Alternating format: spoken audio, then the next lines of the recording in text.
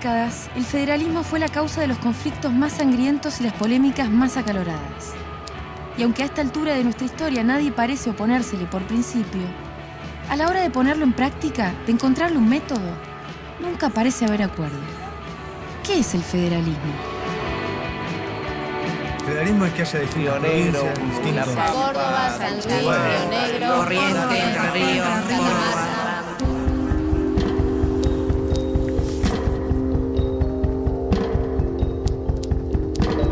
La idea de que las provincias de nuestro país deben gozar del mismo grado de autonomía y que los recursos de la nación deben ser administrados equitativamente no parece estar en discusión desde hace mucho tiempo. Ya desde nuestra Constitución, la Argentina adopta el sistema federal por voluntad y elección de las provincias que la componen en cumplimiento de pactos preexistentes. Sin embargo, para cualquiera que haya recorrido el país o esté mínimamente informado, es evidente que existe un desajuste entre ese ideal y la realidad concreta, que hay una brecha inmensa entre el desarrollo económico y social de algunas provincias y las necesidades que pasan otras. Y subsanar esas graves y dolorosas diferencias requiere de mecanismos mucho más complejos que una simple carta de intención. ¿En qué consiste exactamente el sistema federal? ¿Existen otras formas alternativas de organización? Hay como tres líneas, ¿no? Está el unitarismo, que es la concentración, la confederación, que son estados miembros que pueden salir y entrar de la confederación según ellos quieran, y hay una práctica intermedia, que es el federalismo, ¿no? El federalismo es que las provincias tienen autonomía pero no tienen soberanía. ¿Qué significa esto? Que no se pueden separar de la república. Y uno cree que el federalismo es que las provincias tengan propios derechos, ¿no? Y que tengan sus propios derechos y que tengan la posibilidad de autodeterminarse en algunas cosas. Pero en realidad en el fundamento del federalismo está la idea de la desmonopolización del poder. Esas partes constitutivas de la nación, es decir, las provincias, tienen que tener autonomía para definir sus proyectos económicos en consonancia con la nación, sus especificidades culturales, ¿no es cierto?, y así sucesivamente. No puede haber una centralización absoluta ni del poder, ni de la cultura, ni de la economía en un solo lugar.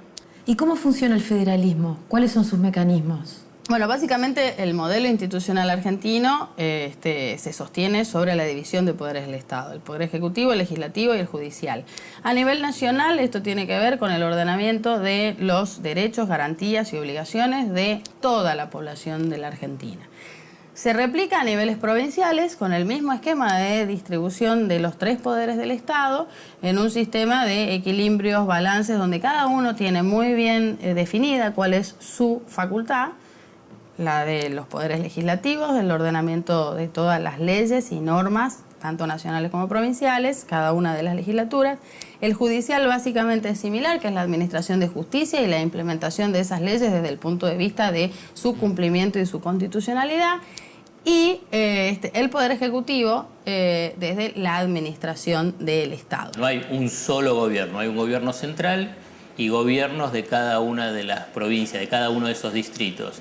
Las provincias tienen su propia constitución, donde ahí fijan sus normas y leyes que son provinciales. También a nivel de lo que es la seguridad interior, la seguridad de cada una de las provincias, cada provincia tiene su policía, pero a la vez existe una policía federal que tiene jurisdicción sobre lo que son delitos federales que abarcan a todo el país. También tienen una legislatura provincial. Eso en el plano interno, pero ¿cómo participan las provincias en las decisiones de la nación? ¿Cómo funciona el Congreso Nacional? Vos tenés dos cámaras. Sobre una cámara, que es el Senado, se asienta el concepto federal. Sobre la otra cámara se asienta la representación básicamente popular. El pueblo entendido como tal. Los diputados, yo puedo ser elegida por la Ciudad de Buenos Aires, por la provincia de Buenos Aires. En definitiva, mi deber como diputada es representar al pueblo de la nación argentina, me lo dice la Constitución.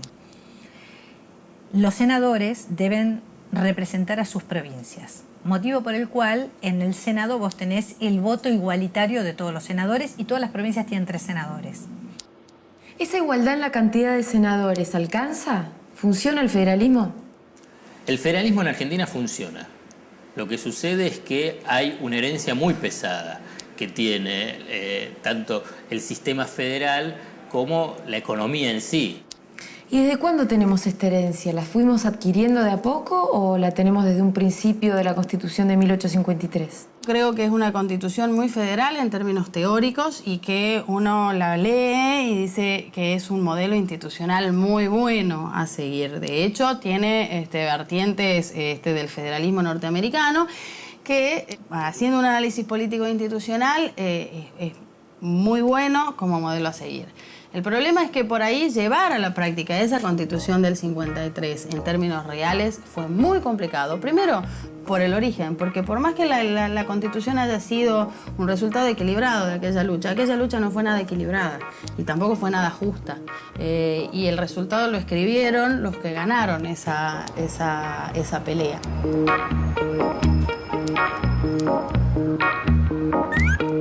Cuando decimos que nuestra nación elige gobernarse de acuerdo al sistema republicano, hablamos de su división de poderes: el poder ejecutivo, el poder legislativo y el poder judicial.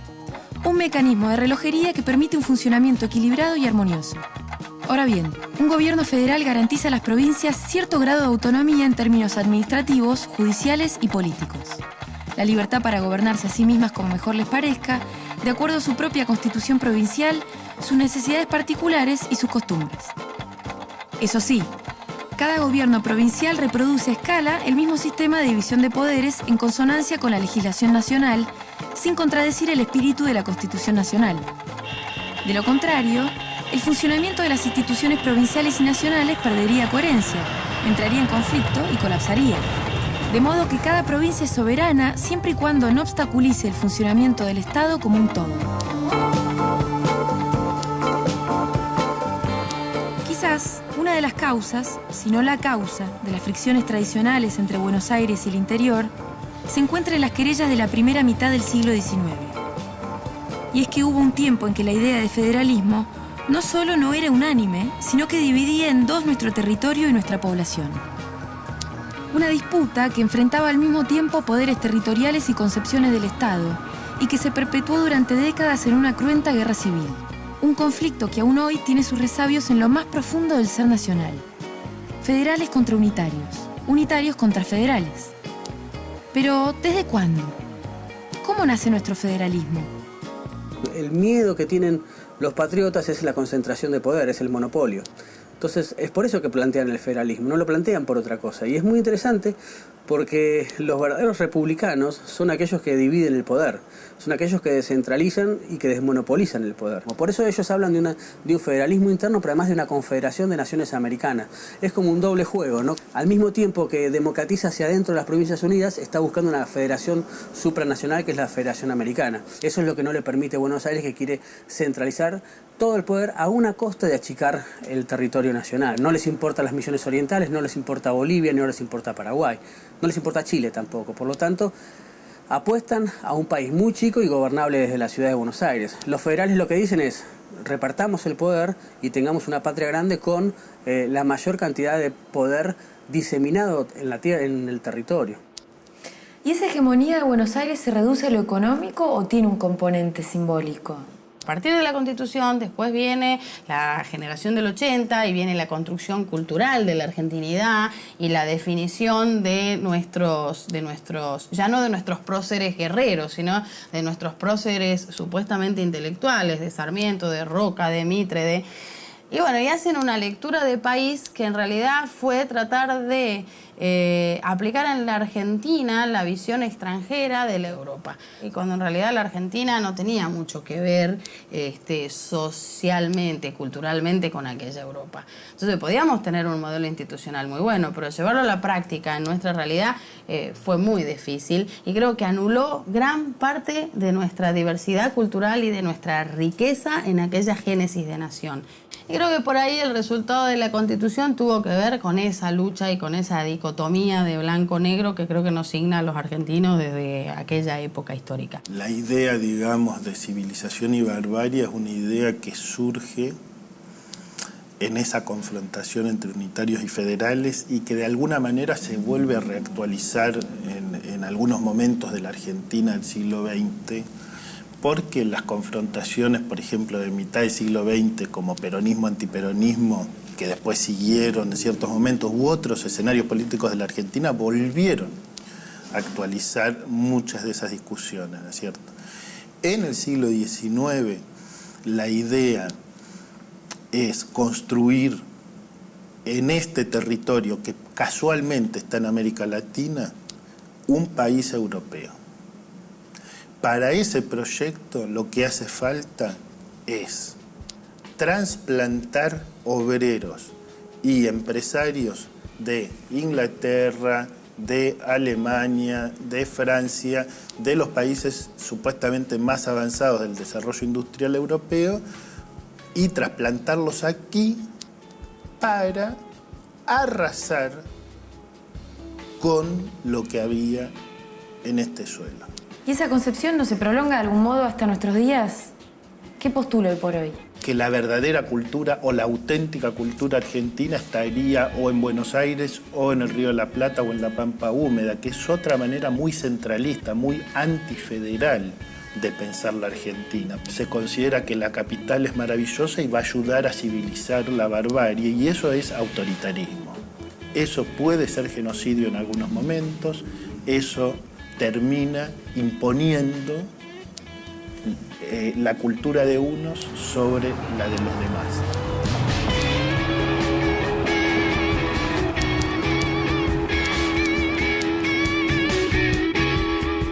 Para mí el chamamé es...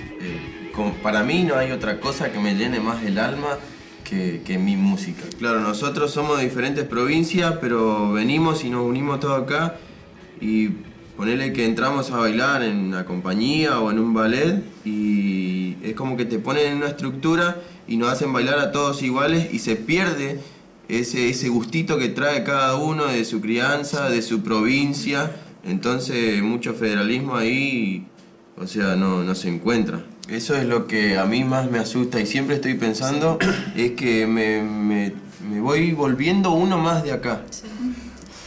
Y eso, o sea, digo, no, pará, yo no soy este.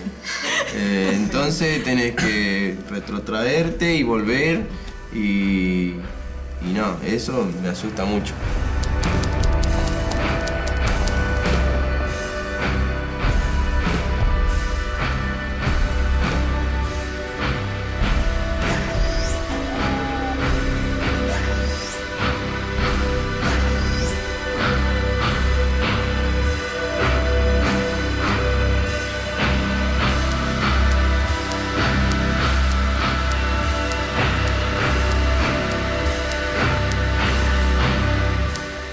Nuestro federalismo, entonces, se inicia con la lucha entre unitarios y federales por la coparticipación de los recursos aduaneros, conflicto que se resuelve con la victoria de Urquiza sobre Rosas en la Batalla de Caseros en 1852 y da pie a nuestra Constitución Nacional de 1853.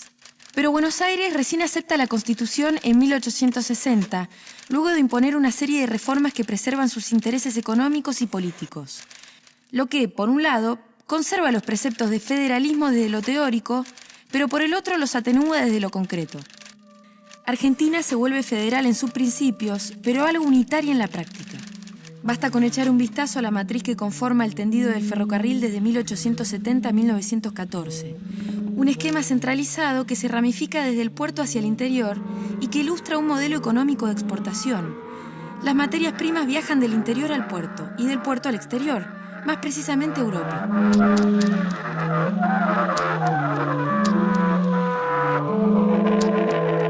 Sin embargo, aún con voluntad política, el federalismo real no es un objetivo fácil.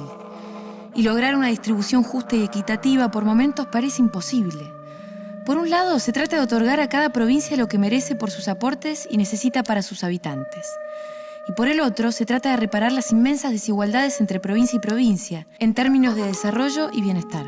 Los recursos nacionales no son ilimitados, y muchas veces lo que le conviene a una provincia no le conviene a la otra.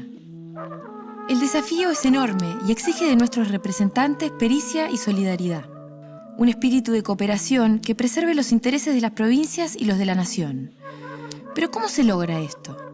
¿Con qué criterio administra sus recursos el Estado Nacional entre las provincias? Lo que se recauda a nivel nacional se distribuyen a las provincias a partir de un esquema que se llama coparticipación federal de impuestos, donde hay porcentajes que quedan en manos de la nación y un porcentaje se distribuye a las provincias. A la vez las provincias también tienen una dirección de rentas, una dirección de impuestos que tienen la recaudación de impuestos provinciales. Tienen sus propios ingresos para complementarlos a los ingresos que reciben de la nación. Lo que sucede es que políticamente es como un desafío titánico en Argentina sentar a las 24 provincias junto con la nación para generar un nuevo esquema de distribución. Porque con razón y legitimidad cada uno de los distritos van a decir que merecen tener más recursos. No hay posibilidad, es muy difícil, objetivamente muy difícil. Entonces nosotros en cada impuesto decimos, bueno, este pedacito le damos una afectación específica al otro y vivimos rearmando un esquema que no termina de cerrar. Y en esta distribución de los recursos nacionales, ¿sigue habiendo centralización? ¿Sigue primando Buenos Aires? Hay muchos mitos sobre Buenos Aires en términos de cuánto aporta Buenos Aires y cuánto quita Buenos Aires. Y en realidad las provincias que más aportan, que son Córdoba, Santa Fe, la ciudad de Buenos Aires y la provincia de Buenos Aires, son más perjudicadas que las provincias como por ejemplo Catamarca o La Rioja, que no aportan tanto pero reciben mucho más justamente por su debilidad. Y me parece que en ese reparto desigual hay un gran espíritu federal. ¿Qué pasa cuando el Estado Nacional se desentiende de las provincias? Cuando se confunde autonomía con abandono. A partir de la década del 90 hubo un cambio a nivel de delegación de facultades o delegación de servicios. Por ejemplo, hasta la década del 90, tanto salud o educación estaban concentrados a nivel nacional. A partir de la década del 90 se transfirieron educación y salud a las provincias. Estos son dos ejemplos para decir, bueno, a nivel de servicios públicos, ¿qué es lo que está en responsabilidad de las provincias o en responsabilidad de la nación? Y esta lógica del Estado Nacional de abandonar sus responsabilidades, ¿se extendió a los recursos? Digo, ¿qué pasó con el patrimonio nacional? Y, por ejemplo, los códigos de minería son provinciales. Básicamente, ¿por qué? Porque a partir del 94 es que se incrementan algunas determinaciones. Por ejemplo, nunca ninguna constitución hablaba acerca de los recursos naturales, salvo la del 49 que establecía lo de como de la nación. Pero en el 94 decía los recursos naturales son del dominio originario de las provincias. Como si tuviésemos 24 estados unitarios más que un estado federal. Pero esta retirada del Estado Nacional, ¿no debería acrecentar la autodeterminación de las provincias? Y cuando hay menos Estado Nacional, lo que hay es un sálvese quien pueda provincial, donde las provincias en realidad quedan libradas a su propio arbitrio, pero eso no es federalismo, eso es un sálvese quien pueda. El estallido del 2001 es un ejemplo claro de cuando tenés un gobierno central débil, políticamente pero también fiscalmente, o sea, a nivel de recursos y económicamente, genera descalabros de proporciones a nivel general que se traslada también a las provincias. Esa idea que se tiene de que con un gobierno central muy fuerte se ahoga a las provincias va en contra de cualquier lógica de sentido común. Digamos, vos tenés que tener un gobierno central fuerte. Detrás de ese gobierno central fuerte empiezan a fortalecerse las provincias.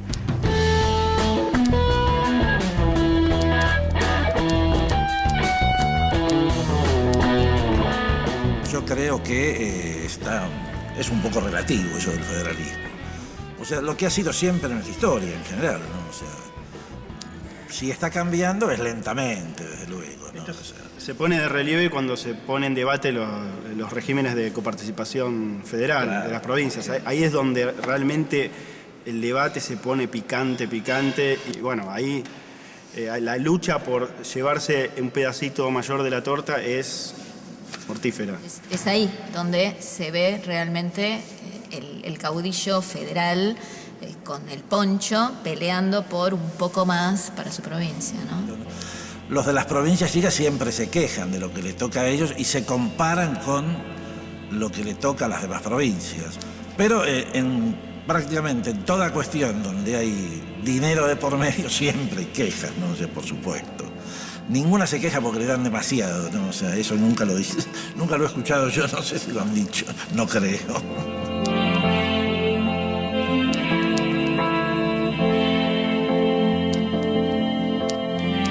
El rol del Estado Nacional, entonces, radica en garantizar el cumplimiento de la ley, promover el desarrollo productivo, administrar sus recursos entre las provincias y hacer las veces de árbitro entre intereses encontrados.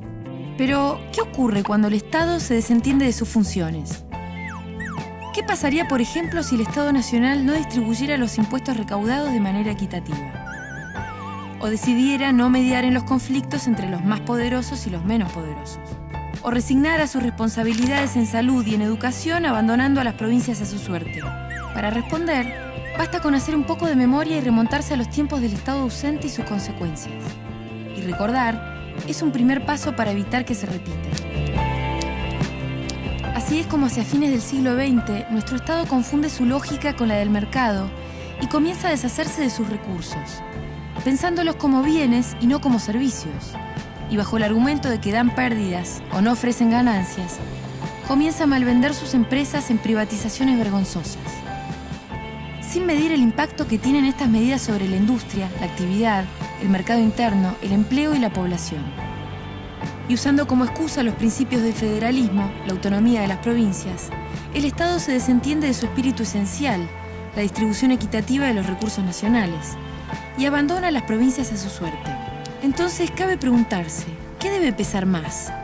¿La profundización del federalismo o el fortalecimiento del Estado Nacional? Creo que si se plantean esas dos opciones como una disyuntiva, como una dicotomía, es falso. A mi juicio, la Argentina necesita más federalismo y más Estado Nacional. El Estado no va a regular, ni pretende, ni conozco a nadie en este país que proponga que el Estado regule la vida de nadie. Creo que lo único que está en discusión es si necesitamos un Estado más fuerte porque queremos que garantice aún más los derechos de todos y de todas adentro de este país. ¿Y cuál es el deber del Estado Nacional en ese sentido? Fundamentalmente tener una mirada estratégica, ¿no?, sobre qué es lo que está ocurriendo en el país. Lo que hay que hacer es fundamentalmente buscar los desequilibrios, ¿no?, porque si vos tratás como igual a los desiguales estás cometiendo una injusticia. Necesitamos más redistribución económica, social, más justicia en términos de que somos una totalidad. No queremos ser simplemente una suma de partes, queremos ser un todo y no podemos aceptar que nadie crea que la vida de un argentino de una provincia vale más que la vida de otro argentino de otra provincia. ¿En qué aspectos te parece que deberíamos profundizar nuestro federalismo? Para mí, con relación a las políticas. El caso de la provincia de Salta, donde vas a una escuela pública y los chicos tienen religión.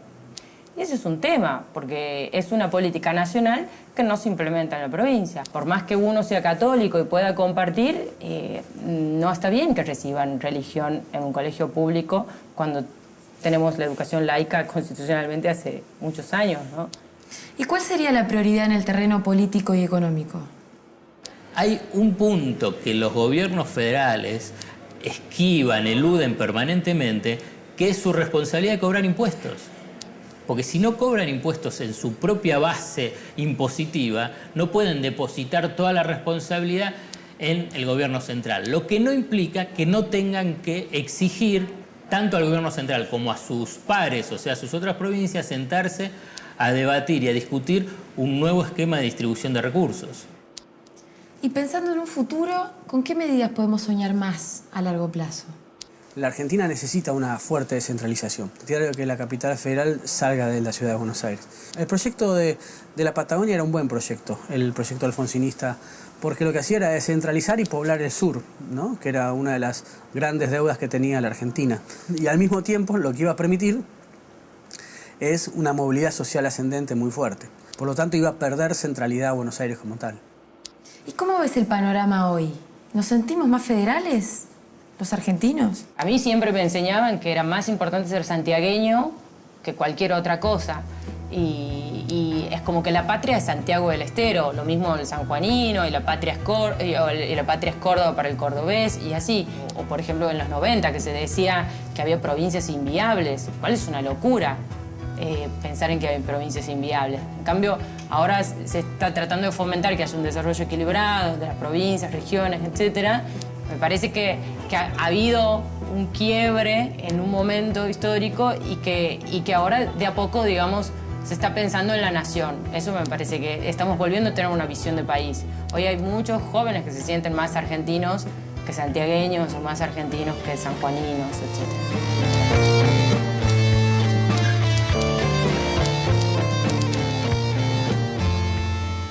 Entonces, repasando. El federalismo es un sistema político que permite el control y la cooperación recíproca entre las provincias y el gobierno federal, evitando la concentración de poder. Y reconoce a las provincias cierto grado de autonomía, administración económica y financiera, constitución provincial, etc., supeditado a la Constitución y las leyes nacionales. Su estructura piramidal abarca al gobierno nacional y las provincias, que reproducen su división de poderes, ejecutivo, legislativo y judicial, y se dividen en municipios y comunas. Pero el federalismo también es una forma de organizar la distribución de recursos económicos recaudados mediante impuestos a los ciudadanos y empresas, la famosa coparticipación federal de impuestos. Y este es el terreno en el que se han presentado desde siempre las dificultades y los conflictos. El desafío de todo Estado es hacer realidad el ideal de justicia y equidad entre las provincias, sin confundir jamás el respeto por las autonomías con el abandono o la falta de apoyo. Las provincias deben recordarle al Estado Nacional lo que aprendimos dolorosamente no hace mucho en carne propia. En donde el Estado se debilita, el federalismo retrocede. Producir, producir, producir y distribuir es una respuesta posible. Solo así conseguiremos pasar de un federalismo formal a uno real y concreto, o lo que es lo mismo, una simple convivencia a una armonía verdadera.